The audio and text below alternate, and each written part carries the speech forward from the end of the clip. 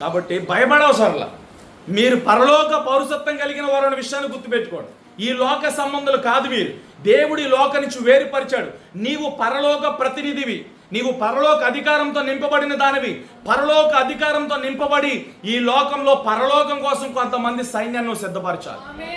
దీనికోసం దేవుడు నిన్ను నన్ను ఇంకా భూమి మీద ఉంచాడు. లేకపోతే కోవిడ్లోనే మన పేరు భూమి మీద తుడిచేసి కూడా అయిపోయేది.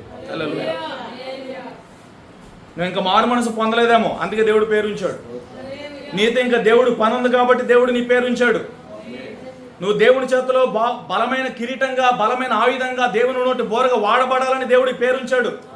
రెండు రకాలుగా మన పేరు ఇవ్వబడాయి. ఒకటి, దేవుని పరిచర్య, దేవుని సేవ చేయడానికి దేవుడు మన పేరు ఉంచాడు. ఒకవేళ తప్పుపోయిన స్థితిలో ఉంటే సరి చేసుకోవడానికి దేవుడు ఇంకా కృపనిచ్చి మన పేరు ఉంచాడు. ఎంతకంటే మనం ఏదో గొప్పలో మనమేదో మంచివారు మనమేదో అర్హులు కాదు.